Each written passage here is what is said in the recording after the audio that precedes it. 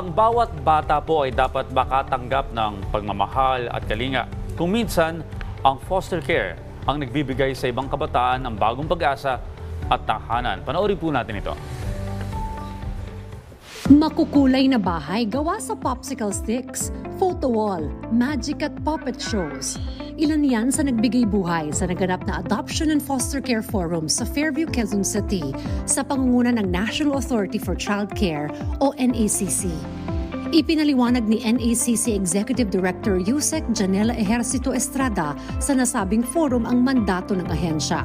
Kasi bago pa tong agency na to, bagong ahensya ng gobyerno attached to the DSWD, and ito na yung ahensya na tutulong sa ating mga kababayan patungkol sa adoption and alternative childcare. Dagdag pa niya, mas pinasimple at pinadali na ngayon ang adoption process dahil sa bagong batas. 642 or the Domestic Administrative Adoption and Alternative Childcare Act, mas pinasimple, mas pinadali.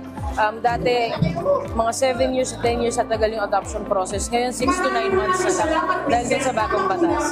Dahil hindi na po kailangan dumaan ng korte, diretso na po sa amin.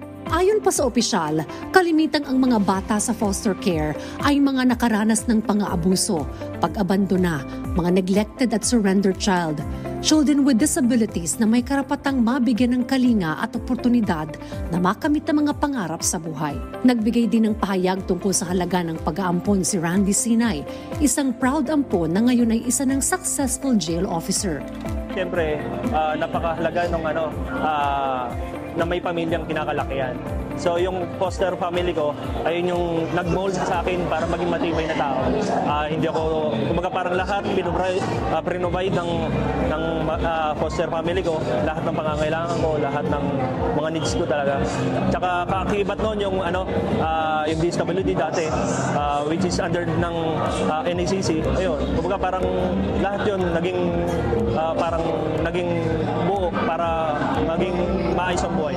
Ang forum ay bahagi ng patuloy na pagsusumikap ng NACC na magtaguyod ng kamalayan at magbigay ng impormasyon tungkol sa pag-aampon at foster care. Ito rin ang unang hakbang sa prosesong inilatag ng ahensya para sa mga nais maging foster parent.